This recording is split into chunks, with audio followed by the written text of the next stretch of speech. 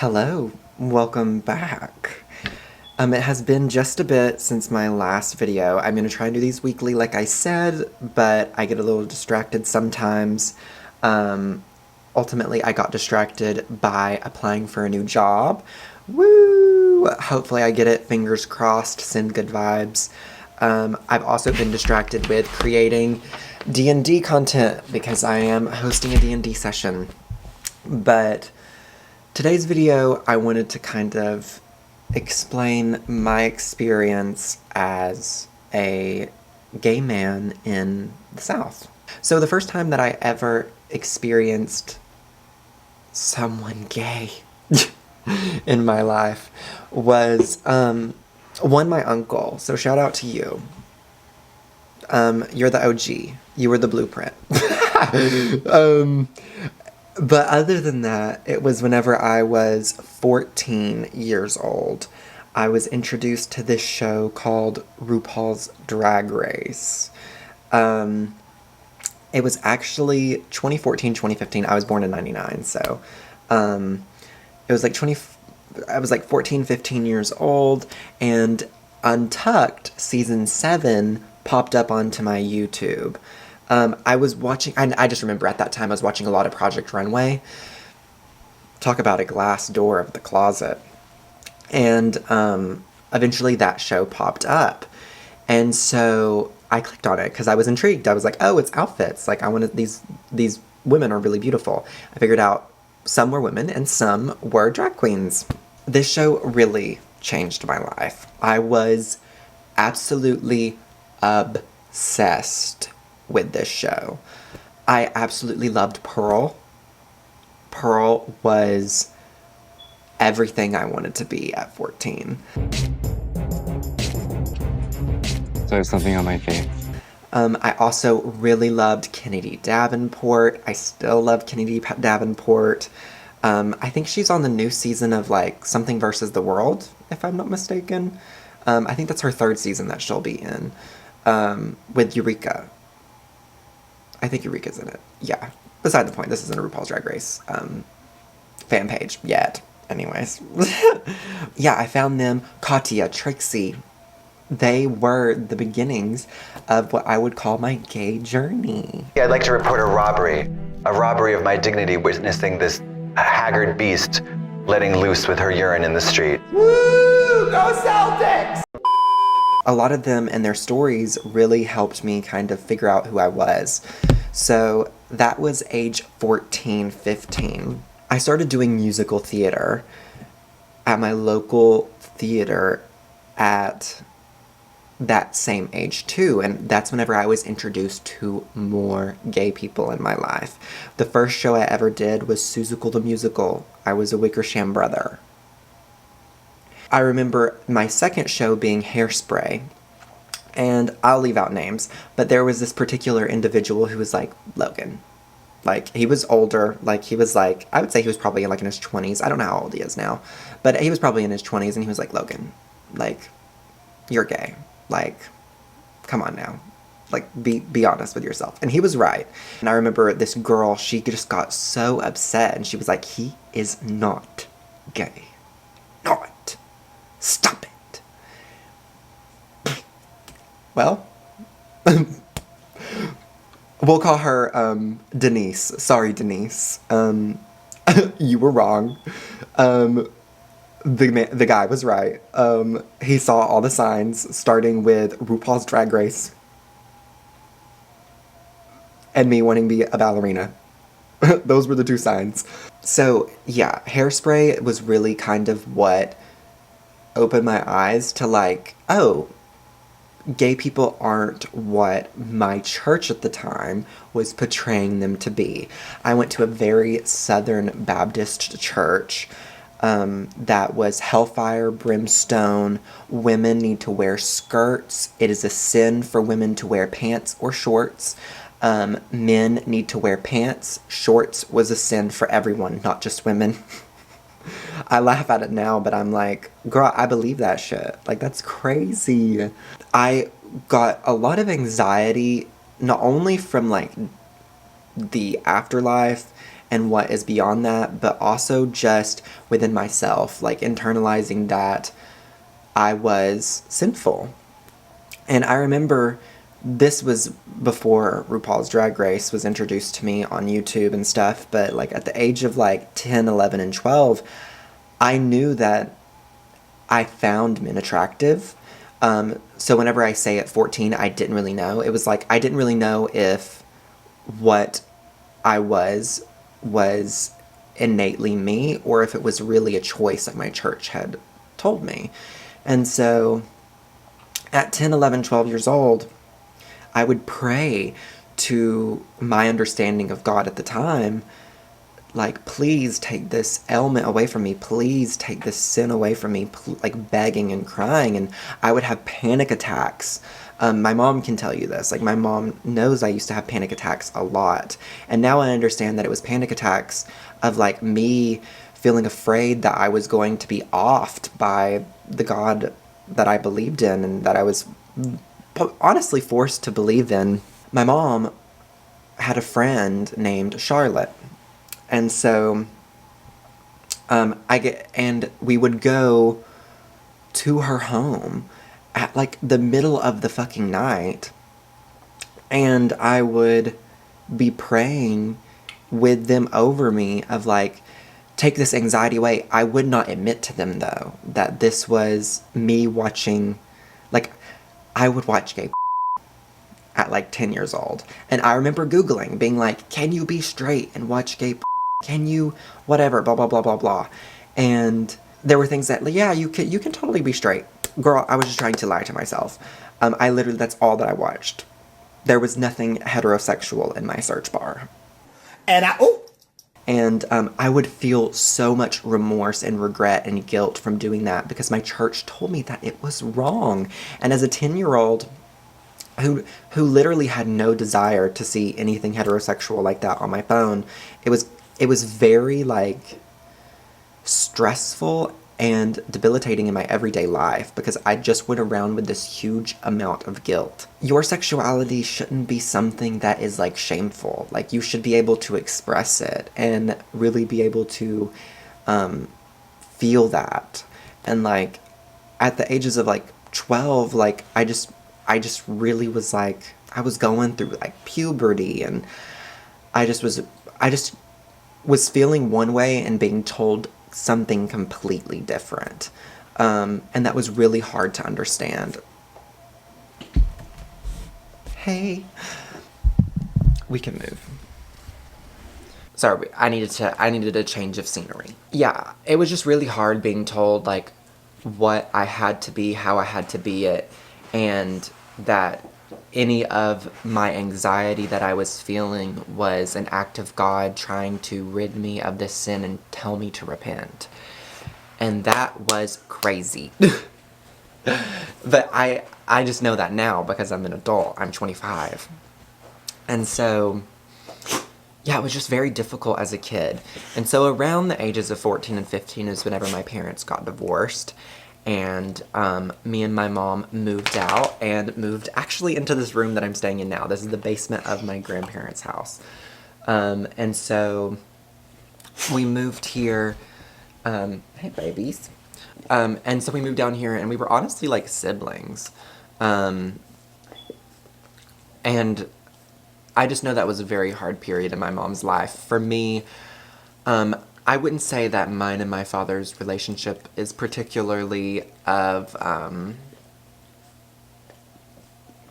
great importance, just because there was a lot of things that happened in my childhood and a lot of things that I would like apologies for that I will never receive apologies for, I don't think. And to me that says enough of what type of relationship that he wants to have with me. But it was around that time that leaving my dad that I started to really discover who I was, because I wasn't being forced to do these like manly activities like fix cars and like go four-wheeling and do all that. And my dad would say that like he's the one that introduced me to musical theater. However, yes, he took me to my first audition where I sang where I sang Rolling in the Deep by Adele. That's another sign. How did my parents not know I was gay whenever I was literally loved Adele and loved Project Runway? Like, what? Whenever I say the door was glass, there wasn't even a fucking door. Beside the point. So he would take credit for that, but I don't think so. It literally took me to, like, go up and stand there, and just because he drove me to the audition doesn't mean that he, like, was the reason I did it and got into it. Just like my parents didn't graduate for me, but they took me to school until I was, like, 16 and 17 years old. You know what I mean? And so, around their divorce, that's whenever I found RuPaul, and that's whenever I started really doing theater, and that was a time that, like, I really distanced myself from my parents despite living with my mom and my grandparents in the basement. And I know that was probably a really hard time for my mom because she was truly alone, like the one kid, because my brother had just left for the military. He joined the Navy. And I remember that, like, I would be busy constantly going to school, then going to rehearsals, and then hanging out with my friends after. No sleep. Bus. Club. Another club. Another club. Plane. Next place. And coming home at 10, 11, and my mom was probably truly alone. And as a kid, I didn't really recognize that because I was also just trying to busy myself. But now I look back and I'm like, damn, I could have been there for a little bit more for my mom, because I know that she was probably crying at night and, like, crying during the day whenever I wasn't here, and she probably felt so lonely. But I know that's something I can't regret, and I shouldn't hold guilt over myself for. I just think back and I'm like, damn, I really distracted myself, and in doing so, I really distanced myself from my family. But ultimately, I think that's the reason that I figured out that, like, yes, I'm gay, and that, like, I like men, and that like, no, I don't find women attractive in any way, and that's not gonna happen. That's not how my brain is programmed. And it was the people within my theater group that really helped me understand that. Around the age of 16 or 17 years old, was whenever I went to my first Pride event. And I may have a picture. If I have a picture, I will show it on the screen now. I took a picture with Phoenix from RuPaul's Drag Race. She had come to Chattanooga Pride. It was like, oh my god, I met a real girl. I remember it being so exciting for me. I went with my friend Daniel. We ended up actually going to the same school and being fraternity brothers. But Daniel, if you're saying this, I'm so sorry, girl. I'm so sorry. Daniel was my first, like, gay crush. So he endured the blunt force of a gay boy that had never experienced someone even giving a fraction of attention back to him. So shout out to Daniel. You were very sweet during that time. Yeah, I have very fond memories of whenever we would hang out every single day, do theater with one another. Like, we would go to Sonic. There was just so much that we did, and I'm pretty sure he was my first kiss, if I'm being honest. Yeah, he was my first kiss, because we did it. The house is burned down now. No one that I knew was living in it, but the home that I was living at with my mom and dad, whenever they separated, my mom moved next door in a duplex. Gagatondra. Talk about the drama that endured of my dad being next door and me and my, like, mom eventually getting a duplex after we moved out of this basement, of course. So it was like 6 months to a year. But I remember me and him, like, parked in this parking spot, the same parking spot that my brother would park his car in every single day. And we parked there, and I remember him kissing me, and I was like, oh my god, what if my dad saw? What if my mom saw? Because they were both like, oh god. But I remember, like, being so taken aback and being like, oh yeah, I'm gay. But, sorry Daniel, I had to share that. This is about my journey and my experience, so if you're saying this, shout out to you. So that's whenever I, like, kind of had my first, like, interaction with a boy my age at, like, 16 and 17 years old.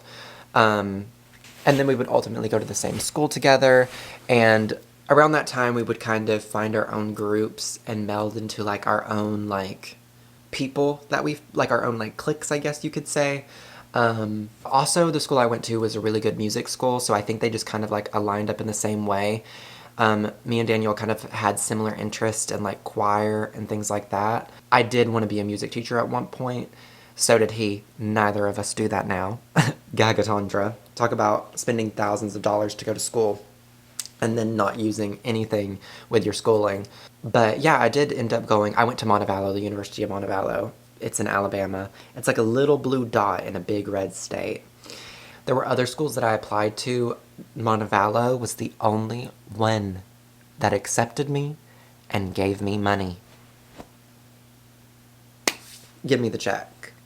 Give me the check. Yeah, I would ultimately go. I started in like 2017, and I was a music education major. And that school is where I dated my first had my first long-term relationship. And it showed me so much about myself. So I joined a fraternity. My fraternity was probably like 60% gay or bi, 40% straight. So like the 40% straight people were like video gamers and like sports. The other of us were like theater nerds and just gay. So like, but my school was like a theater school, so it was like music and theater. Like we did not have a football team. My school did this thing, and it still does. It's their like homecoming event, I guess is what it's called. It's called college night, and basically there's two sides, gold side, purple side. They create, produce, direct, costume, write music, all of it. They create 2 musicals that are an hour and like an hour and a half each, okay? Then they compete against one another, and they have judges that basically judge the show. There's sports that also go along with it, so like there's like frisbee and other things, and those add points to the score. But basically these shows have a major play in the scoring and who wins, right? And then the last night of homecoming, because it lasts like a whole week, the last night of homecoming, they say who wins. It's like in the newspaper, and like you get a print of the newspaper. If I can find it, I'll put a picture here. I might not be able to, unfortunate. I should have my newspaper, but yeah, and you get that. And that's another reason that I wanted to go to the school, is because I loved musical theater. That is what I wanted to do. I wanted to be trained in music and know like what music theory was and all of that, but then I was going to do musical theater as like a job if I didn't want to do teaching, but I could fall back on teaching if musical theater didn't work out. That's kind of how my brain was thinking about it. And I didn't make it my first year. I made it my second year, and then the third year and fourth year I didn't audition, and then I ultimately dropped out after that. Shout out to dropouts.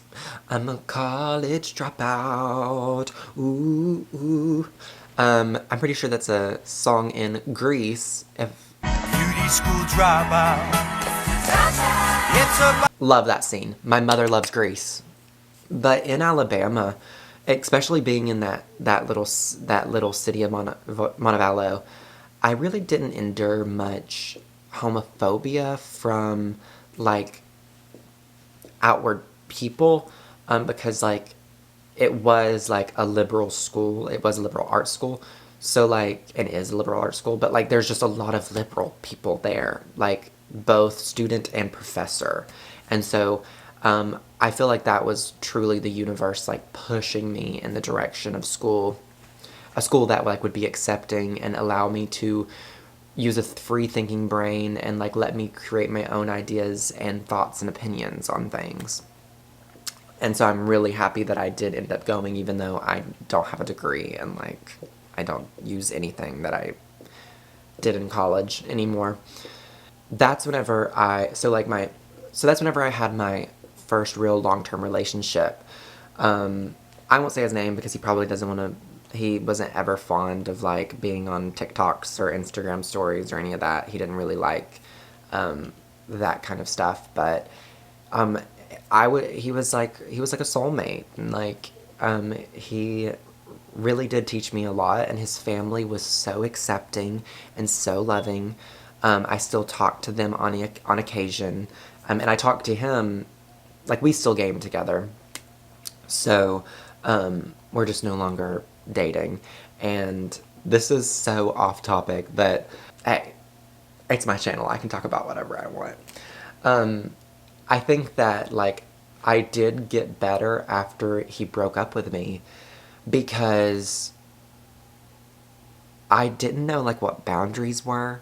I didn't know how to be respectful of other people's boundaries because I didn't know what those were. I wasn't respectful to my own self and my own boundaries.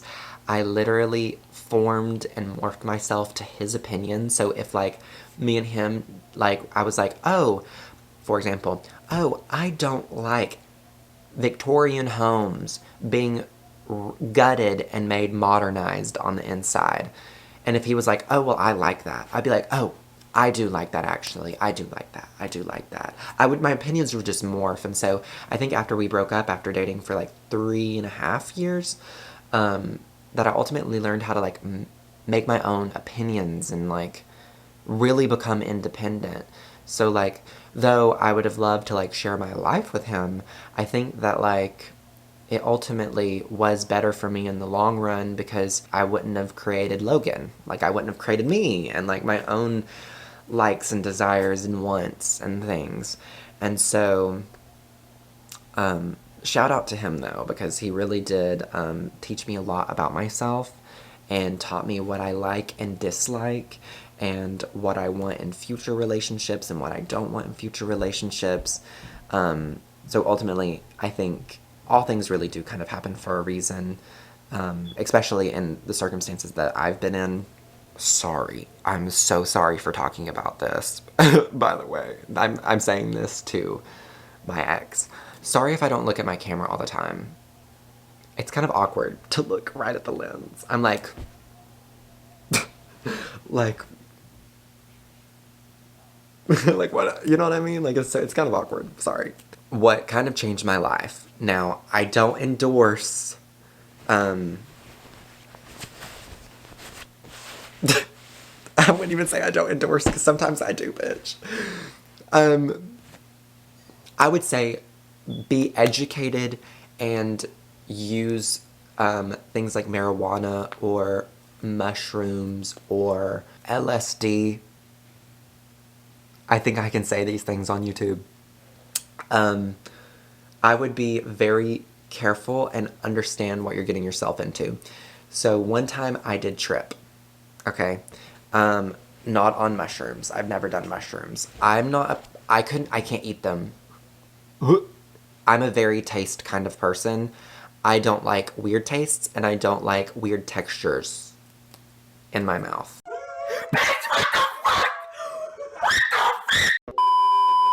If we would have put those mushrooms, you know what? Maybe I would try mushrooms if they were like grilled and on a pizza. So I'm not gonna say I wouldn't, but like, I don't even know why I even thought of mushrooms. But whenever you like want to trip on anything, I would just be very educated on what you're getting yourself into, because 3 years into this guy and I dating, I would trip for the first time. My littles in my fraternity, shout out to you two, 3. I technically have 3 of them. Shout out to y'all 3. They would like trip pretty often, as often as they could. They were very educated on the process, unlike Mother here. And so I tripped with them for the first time. And I remember walking to the post office and coming back and feeling the effects. We then watched Harry Potter. All of them. I got very nauseous. Like, I got dizzy. So, I threw up. I went home. I could not fall asleep.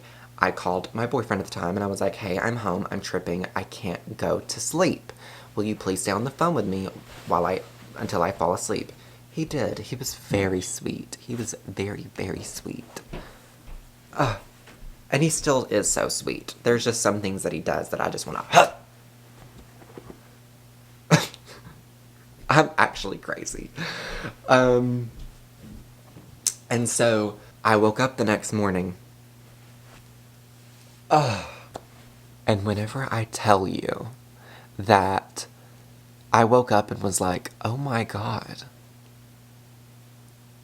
I've been a pathological liar for the past 20 years, 19 years of my life. And all of my friends could tell you that. Like Meg, shout out to Liz and Maddie and all of my theater friends. They all could tell you that I was a liar, bitch. But the things that I was lying about were like, oh yeah, I auditioned for this and then I got a call back, but then I ultimately didn't get in this movie. Like, what? It was just to, like, gain attention or, like, fabricate stories that made your life more interesting. It was, like, so stupid. I've gone to therapy for it now. One of the things that, how I recovered was that I wrote all the lies that I told down after telling them, and at the end of the day, I would have to, like, text the people that I lied to and be like, hey, I'm sorry, I lied to you. My friend Meg was really a big accountability person for me at the time, because I remember texting her and being like, hey, I'm trying to recover from lying, so please hold me accountable. So ultimately, whenever you do know someone that is like a pathological liar, and I'll say, I was not diagnosed by my therapist as a pathological liar. I just felt that myself. And because I literally just had an issue. So maybe I wasn't a pathological liar, maybe I was a habitual liar. But ultimately, I just lied about everything and anything just to make my life seem more interesting, more sane, more safe. And that is not okay. And I didn't understand that at the time. You don't have to fabricate your life to make it more interesting.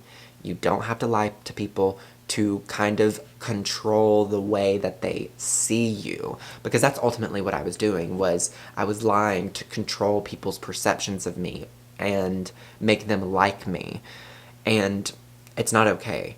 Like, if you're lying about an action that you did, that's ultimately the consequences of your actions. Well, well, well. If it isn't the consequences of my actions. Sorry, baby. And that's kind of like what I learned, because I woke up the next morning and I was like, holy shit. I have been lying, not only to myself, not only to my family and friends, but also to my partner.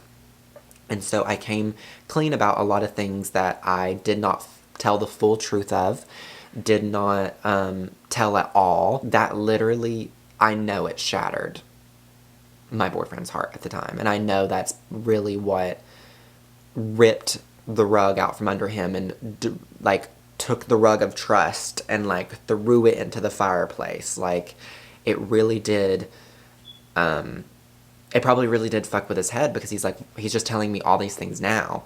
And I just remember feeling so much regret and remorse, and so I apologized for it. I told him. And he was living elsewhere at the time. So he did a year of voluntary community service at a garden. A community garden. Whenever I tell you this man is an angel, you do not understand that he literally is an angel, but sometimes I just want to, oh God, he makes me so upset sometimes. But literally an angel. And so doing all these really nasty and untruthful things to him was just not appropriate, because he didn't do those things to me. And even if he did, it wouldn't be appropriate.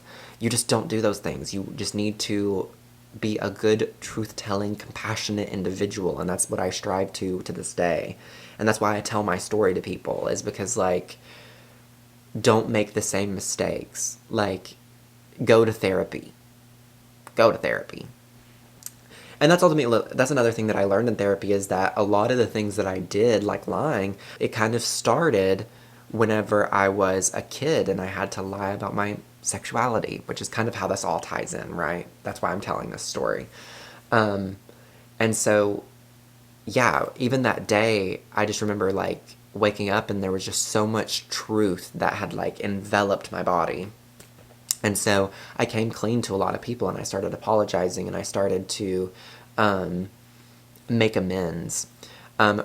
I didn't know that was a step in the 12 steps until probably 6-7 months later, whenever my boyfriend at the time broke up with me. Which leads us to the next part of our story. I went through the ringer. Granted, it was because of the consequences of my own actions. But I went through the ringer, and like I like stopped eating and drinking, and I stopped taking care of myself. And so after a week of that, I told my mom, because it was like during Christmas break, so we had a month. Luckily, we had a month off of school, or else I would have had to drop out. Because I called my mom and I was like, will you please come pick me up at my school? They just broke up with me. Please. I need my mom.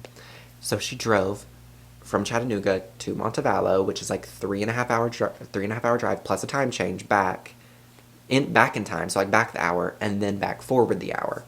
After like it wasn't a week, it was probably like 2 or 3 days. I just remember telling my mom, I was like, I don't know what to do, how to take care of myself. Please take me to the mental hospital. I was like, please take me somewhere so that I can learn how to do what I need to do, because I literally have no desire. And my mom was like, and this was out of love, but my mom was like, this is going to be on your record forever. Like, what we're about to do, you can't take back. And I was like, I don't care. I need it. So she packed me into the car and we went down, and they determined that I did not need to be inpatient, and they offered an outpatient program. And that outpatient program is where I found one of my friends to this day. We still catch up on occasion. Hey, Teddy, if you're watching, hey, we should go get coffee. But this is a reminder. I'll text you after this. But I went there, and we would start at 8 o'clock and go till 3 o'clock. And it would be filled with classes on just self-care, nutrition, yoga.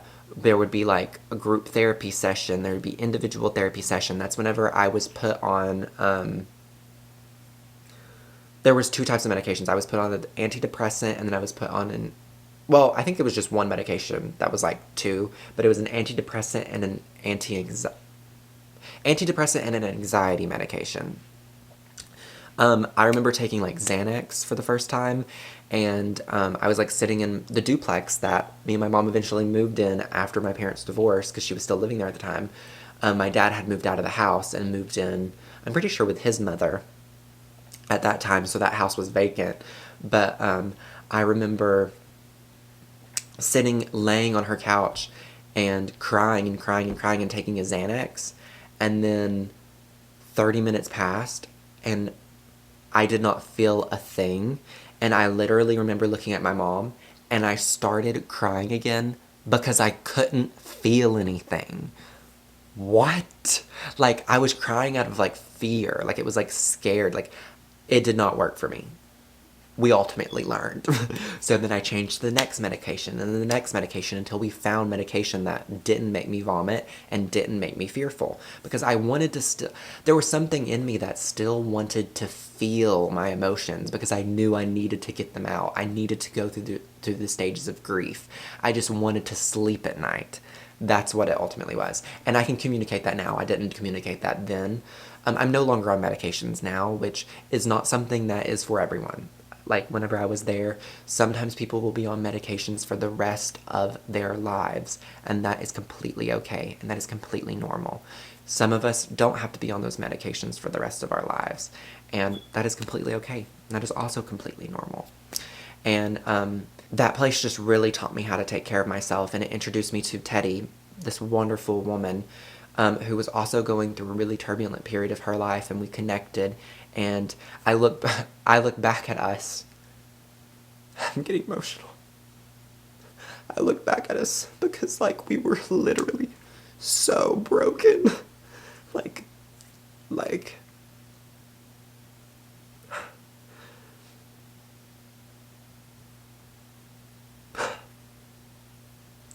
like, I did not know if I would continue going to school and if I was like, and if I would like have my friends and if I would like find happiness again and if I would like find like a will to like just like exist. And same for her. And like seeing her thrive and be with her kids again. It really does make me emotional. So I don't even know if I'm going to keep this in the video because this is crazy. I literally went from not feeling any emotions to like crying in 2 seconds. But like ultimately that place really did change my life. Like, I'm so thankful. So very thankful. And that's what introduced me to a 12-step program. And that's what I was talking in my last video about. And like, it helped me reshape my entire view of the world and my entire view of what my understanding of God was. And I now know, like, another thing that makes me emotional is I don't really view God anymore as like someone that is like damning and that is hellfire and brimstone, but someone that is loving and caring and nourishing and doesn't want to just cast you into a lake of fire because you made mistakes, but wants to like help you grow and like take you in and then help shape you and then let you out, kind of like the program that I was put in at the mental hospital. That place really did change my life. Yeah, my life has like, it really started getting better after that. And even the turmoil that like happened after that, like whenever I moved to California, ultimately got broken up with there and moved back because me and him shared a space. It wasn't nearly as bad as whenever I got broken up with my first long-term boyfriend, because I had resources and I had coping skills and I had a foundation of who I was. And though it was heartbreaking, I wasn't completely shattered and starting at zero like it felt whenever I was broken up with in college. Wow, I guess I needed to cry, bitches. Like, what the fuck? Oh. This one has been a long one, but now we're up into the present moment where I have family that try and say that I'm not a good example to be around my nieces or to be around the younger children, and I've been going to indoctrinate them to not be Christian or to be gay or whatever. And that's a bunch of bull. Ultimately, they will become whoever they wanted to become because I'm an example of that. I went to church from the ages of 0 and from literal conception to the age of like 14 and 15. Literal propaganda just being shoved into my ears, and look at where I am now. Like, you know what I mean?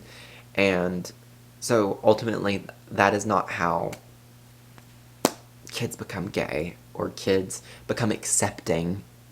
I think that life currently would be a lot harder if I didn't go through that program, because like now I just relinquish control. I write in my journal. People that don't want to be in my life, I don't have to have you in my life, and being in anyone's life is a privilege. And so that's the same for me. Anyone that wants to be in my life, it's a privilege to be in my life. And if you don't treat me correctly or respect my boundaries or just treat me as like a human being and equal, I deserve better than that. And you deserve better than that. That's kind of where I'm at now with my family. I have a great relationship with my mom. I have a great relationship with my grandparents. It's not them. But I do have other family that think that I am a danger. And I know that many of other gay people go through that. So it's not just me. And I wouldn't say that it doesn't bother me completely, but it just doesn't bother me so much because I know that's not really who I am, and I know that I'm not a danger. And I know that, like, I'm a good person, and that I'm deserving of love, and that I'm deserving of friends and family, and a God that understands me. But it's taken a lot of work. And a lot of reading of self-help books. And a lot of anger and sadness and denial. There's so many stages of grief that I've went through in all aspects. And you just gotta feel those stages of grief and go through them. I don't think that's now my journey of a gay man in